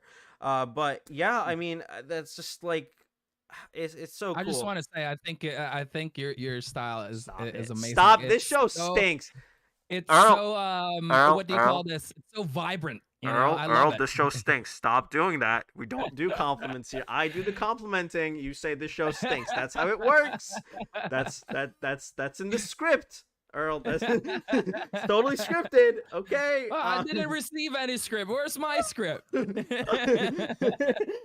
yeah, I mean, it's just, I don't know. It's such a good community, and like every person that I've been, everyone interacting has been more than just more. It's just more than like the clicks. It's the passion. It's the Disney magic that everyone kind of just has. Okay, now everyone go buy Enchanted Koozie. Stop doing that! I need to buy it when it's cheap! God! No! Stop it! See, these are the things that are gonna cause Lorcana drama, okay? We're gonna... the real drama. Oh, man. Oh, drama. I saw some on Twitter. I'm not gonna talk about it. No, we're not gonna talk about drama. We don't talk about manipulate the market right now. Okay. Go, stop buying. That way I can get my Kidas. Everyone stop buying Cusco's Palaces. Thank you. That's my financial advice for today. But no, again, it's just one of those things where I don't know. It's everyone's been positive. I message a lot of people just because the smelly locker room of Lorcana content creators. Thank you. That's the real community. That's what I want to hear. Thank you. That's the real compliment. This show is the locker room of the Lorcana community. That's what we need, and we're gonna keep more of that. But welcome to the locker room, baby. I'm your host. I could have just changed the show to the locker room. That would have been funnier. But yeah, I mean, from you to everyone, you're one of the most positive people I've talked to, and you know, deck break. I want to see more deck breakdowns. To be honest with you, are we seeing more of that anytime soon? Yeah. So you already know. We spoke about this too, and the whole community knows about this. Like when it comes to pixel Mickey McDoodlesmans. I'm not gonna finish that word. So me and my team, I just want to clarify as well that I work with a team, and I'm not gonna take all the credit for like the edits and stuff. I do like produce the whole thing, but they helped me a lot making this happen. But so we had like probably like 15-20 maybe more videos that was ready to be published, and we had to go back and like we gotta re-edit a lot of this or not publish any of it at all because of that. So now we're catching back up. Like the past couple weeks, I've been posting at least 3-4 videos. The goal is like 7 videos a week, once a day at the very least. Okay. But yeah, there's more deck profiles. I started a new what do you call this? A new series as well called How to Meister, trying to teach the community with like what aggro, mid range and control is, and some other card game lingo. Because I feel like there's a lot of Disney fans that hop into this that does not play card games growing up, or they didn't play card games growing up. Absolutely. So like Yeah, like one of the most common things that I hear a lot from the community or like the LGS is like, oh, I'm playing aggressive, but they're playing aggressive in a way where I'm gonna go attack and trade, Yeah. remove your No. characters. Like that is aggressive in a way, right? Sure. Like that is the definition of aggressive, but not definition of aggro Yeah. or aggressive That's not what decks aggro means in in the card card game. games. Yeah, absolutely, Yeah. absolutely. Like, yeah. So like I'm trying to make videos that basically educate them and Yeah, I love what that. it is. Yeah. And yeah, I got a lot of other things planned in the future, including like like kind of like vlogs type of video. Like I did Yes, that for we need London, you more. know. Yeah. Yes, that's a The space circuit, that. I'm gonna be doing that as well. Oh yes, that's. Yeah. I've been really like interested in the vlog aspect in the Lorcana because we don't have any right now, obviously. Questing Lore, by the way, shout out for watching your video for the mid Thank range you, video. Questing Let's for go, Lore. let's go, let's go. I mean, again, it's just like there's a couple of things that I think you're doing great in the sense of like you know what this place needs, which is the vlogs is very cool and like tutorial friendly videos because there's a few. Obviously, I know the Googly Glimmers started doing it. The I Brickley love that Games channel. Brickley Games did it. You know, there's a bunch, but like having that as a resource for more resources better when it comes to learning a card game. So I think it's really nice to have more friendly for people that are beginning the game. So that's I think really good. And vlogs, I personally love. My background is Yu-Gi-Oh. I mentioned it. So like one of my favorite things to watch is those like YCS vlogs and stuff like that. So hopefully with Lorcana we get people like you to rock that out and have more opportunities to watch that type of stuff. But Mr. Earl, I cannot thank you enough for hopping in. I know it's super late for you. I don't want to keep you up any longer. It's omega late over there. But as I let you go into the night, hopefully to sleep, where can people find you and some last words from you? Earl Meister everywhere. Earl Meister on Twitch when I get back. Earl Meister on YouTube. Earl Meister on Twitter. Earl Meister on TikTok, Everywhere. Instagram, Facebook, everywhere. Just look up Earl Meister. His beautiful face will show up. I promise. I'll just type it on chat. There you go. Yeah, just his Twitch name is everything. So just Google it. He'll show up everywhere. Trust. But sir, again, I cannot thank you enough for just being on the show. It's always a blast talking to you. It's always very fun. I really enjoy the conversations that we have. And you know, hey, if you ever need more people to be on your busy show, I would love to have you on. And you always have a forever ticket to the Topia as well. So thanks, again, man. Thank you so much, and have a wonderful night, man. I appreciate you. Thank you. Thank you for having me. I appreciate it a lot, and I just want to say to the community, thank you guys for being so freaking awesome. This is I've been in the online like world for a few years now, and this is probably the nicest community that I've ever been a part of, and keep being nice to each other, because a lot of people need spaces like this, and we can provide that, so let's keep doing that. Absolutely. Well, have a wonderful night, my friend. Thank you. Take care. I'll talk to you later, bro. Take care. Peace. Bye, chat. Woo. All right, chat. I'm gonna cry on live stream eventually. Oh no. Chat. No, I have terrible news. This is the worst thing ever. This is actually the worst thing ever. I accidentally dropped a card. My card is ruined now. Look, my poor Edison deck is forever ruined. Chat. This 1 cent card is dead. Thank God it wasn't like, I don't know. I guess this deck isn't that expensive, but like it could have been like, I don't know, like the Armor Master, stuff like that. No tears on the stream. No church in the wild. Yeah, no, we don't cry. I cry when it's over. Thank you so much for being on, dude. Yeah, no, when I realized I messed up the hours, I'm gonna get real quick, and then we're gonna wrap up. A Solemn Judgment. Wait, do I run Solemn Judgment in Black Wings? Chat, I don't think I run a Solemn. I don't. Wait, what? Chat? No. No, we don't run them. But yeah, So when I messed up the hours, I had a little. You should. I probably should. Again, we haven't played this in a while. We gotta get back into it. It's a very old Blackwing list that I had a while back. We're gonna work on that. Don't worry. That's a side conversation we can have. you can be like, play this idiot, and I'll play it. You know what I mean? So,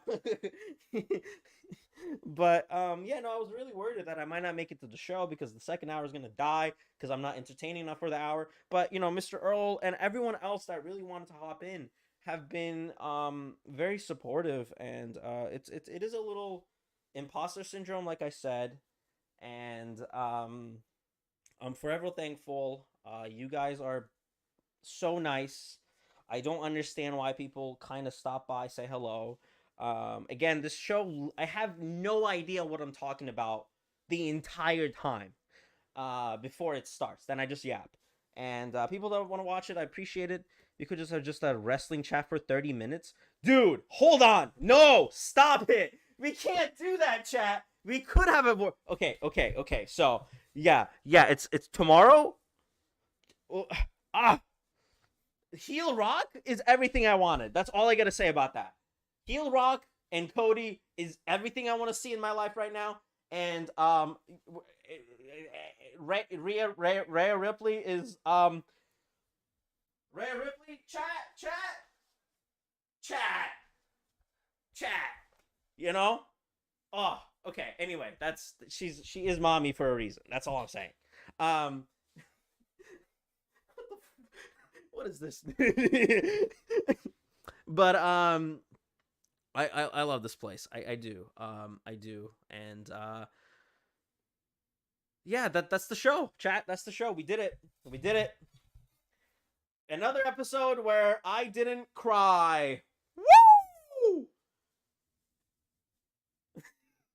Chat, y'all are amazing. I love every single person. Is Rey Mysterio and Rikishi still around? I love them growing up. Their sons are. Both of their sons are. Tom and Nick is really good right now, and Rikishi's kids are also involved. So technically, yeah, Rey Mysterio's son. That's like that was in the Eddie Guerrero feud is a wrestler right now, and he's like one of the biggest names. Oh, Tom and Dominic Mysterio is phenomenal. But yeah, that's the show. Dirty Dom is wrestling masterpiece. Like highlights of the show everywhere he goes.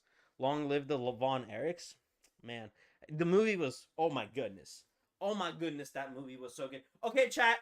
Before we do leave, I do have to do this thing that I've been doing for the last.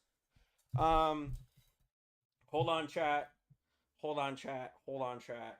Chat, we're gonna do this thing every time, right? I mean, yeah, it's very depressing. Chat, we're gonna take a selfie though.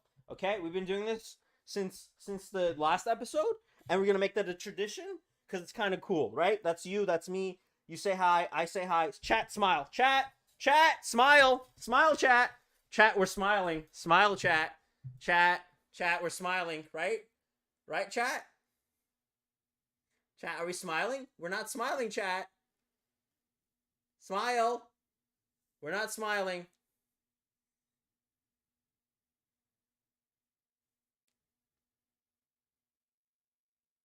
Okay, chat, we smiled.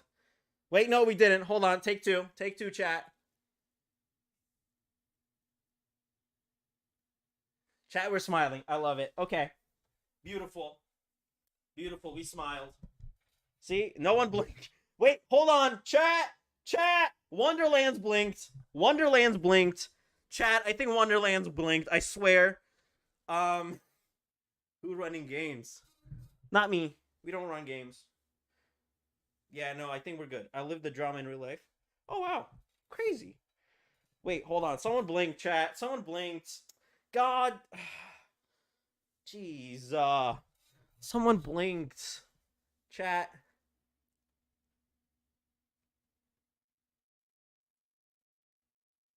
Okay, chat. Now you look beautiful. Stop blinking, dude.